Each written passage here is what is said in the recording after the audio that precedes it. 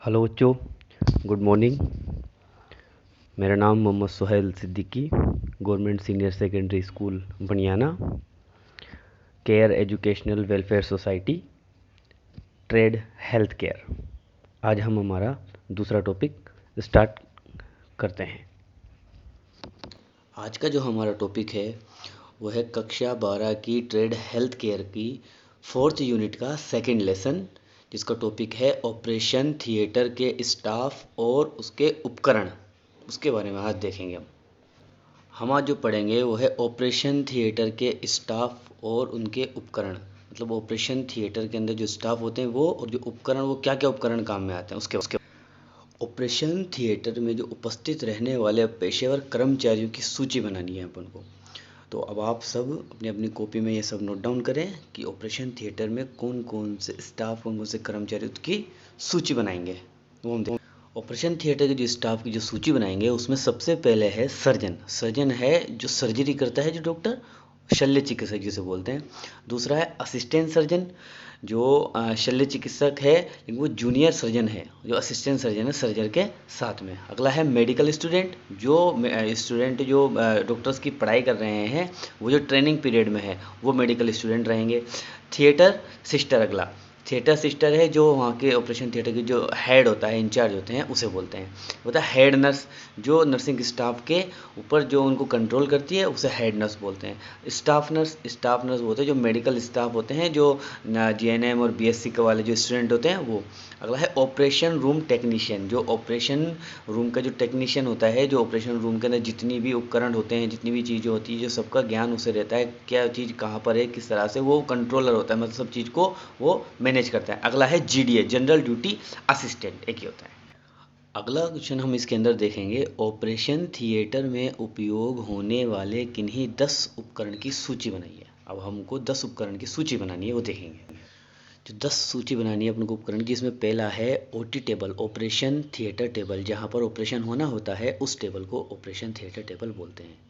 अगला है anaesthesia machine. Anaesthesia machine वो होती है जहाँ पर पेशेंट को एनेस्थीसिया देकर सुन्न किया जाता है बॉडी को, जहाँ पर जैसे उस पर ऑपरेशन करने में आसानी हो जाती है। अगला है वेंटिलेटर मशीन। वेंटिलेटर मशीन वो होती है जिसमें पेशेंट को आर्टिफिशियली रूप से जीवित रखा जाता है और आर्टिफिशियली रूप से उसका रेस्पिरेशन, हार्ट रेट वगैरह ये कंटिन्यू रखा जाता है। मल्टी पैरामीटर मॉनिटर वो होता है जो पेशेंट की जितनी भी इंफॉर्मेशन है वो स्क्रीन के ऊपर दिखाई देती है, जैसे कि पेशेंट का पल्स रेट है, पेशेंट की हार्ट रेट है, पेशेंट की SpO2 है, ऑक्सीजन सेचुरेशन है, जो सारी चीज़ें मॉनिटर पे दिखाई देती है, उसे बोलते हैं मल्टी पैरामीटर।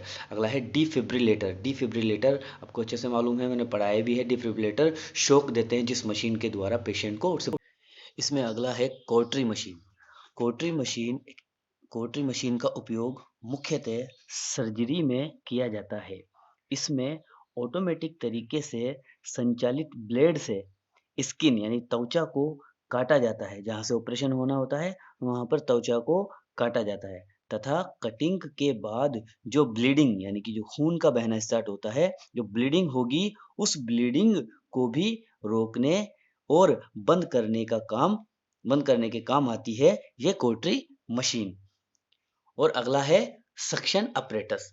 सक्शन मशीन वह मशीन होती है जिसके द्वारा हम किसी भी विषाक्त पदार्थ को और शरीर के अंदर के गंदे पदार्थ को बाहर निकालना। सक का मतलब होता है खींचना, बाहर की तरफ खींचना। आपको पढ़ाया हुआ है इसके बारे में, आपने देखी भी है सक्शन मशीन क्या होती है। अगला है फाको इमल्सिफिकेशन मशीन। ये एक ऐसी मशीन होती है जिसमें आंखों का ऑपरेशन जब हम करते हैं तो वो फाको इमल्सिफिकेशन जिसकी मशीन के द्वारा करते हैं, जैसे मोतियाबिंद का ये ऑपरेशन होता है जो फाको इमल्सिफिकेशन मशीन के द्वारा होता है। बहुत ही जल्दी इन मशीन के द्वारा और बहुत कम टाइम में ये ऑपरेशन किया जाता है। अगला है ऑर्थोस्कोप। ऑर्थोस्कोप जब हड्डी का जो ऑपरेशन होना होता है उसके द्वारा ये किया जाता है, हड्डियों के जो ऑपरेशन के अंदर ये काम में आता है। अगला है एंडोस्कोपिक मशीन। एंडोस्कोप का अर्थ होता है अंदर देखना, और खास तौर पर इसका अर्थ होता है चिकित्सीय कारण से एंडोस्कोप की मदद से शरीर के अंदर देखना। एंडोस्कोप एक ऐसा उपकरण है जिसका प्रयोग शरीर के खोखले अंग अथवा छिद्रों के अंदर जांच करने के लिए किया जाता है।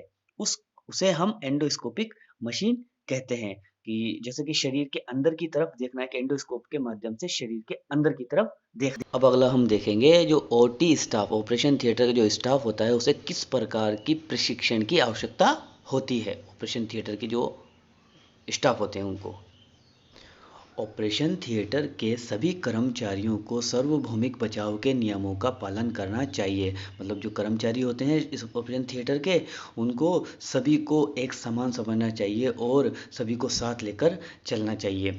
ऑपरेशन थिएटर के असेप्सिस वातावरण को हर हाल में बनाए रखना चाहिए। मतलब असेप्सिस वातावरण यहाँ पर मतलब वहाँ पर क्लीननेस होना चाहिए, साफ सुथरा हमेशा होना चाहिए और किसी भी प्रकार का इन्फेक्शन ना हो।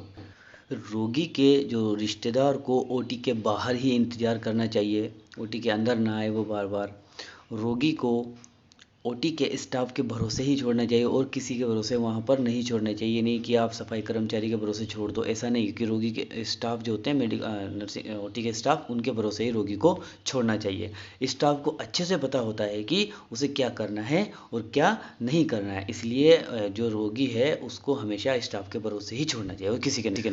और ओटी स्टाफ को नो टच टेक्निक को अच्छे से प्रशिक्षित होना चाहिए। मतलब जो नो टच टेक्निक है, ऐसी टेक्निक होती है जिसके द्वारा हम इन्फेक्शन को काफ़ी हद तक कंट्रोल कर सकते हैं। जिसको अगर नो टच टेक्निक यानी कि किसी भी वस्तु को, किसी भी चीज़ को या किसी भी उपकरण को बिना वजह किसी अन्य कारण से उसको छूना नहीं चाहिए। इससे हम काफ़ी हद तक उसको कम कर सकते हैं, इन्फेक्शन को होने से रोक सकते हैं, इन्फेक्शन को होने रोक सकते।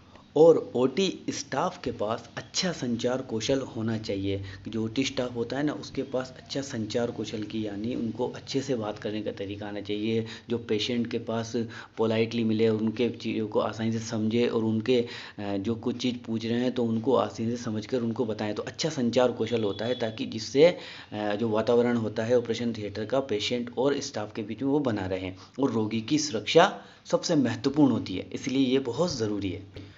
और ओटी स्टाफ के पास विशेष ज्ञान और कौशल होता है, जिससे वह अपने कार्य को पूरा करता है। एक स्पेशल और विशेष ज्ञान होता है जिसको वो अदर स्टाफ से अलग बनाता है, इसलिए वो बहुत इंपॉर्टेंट होता है ओटी स्टाफ।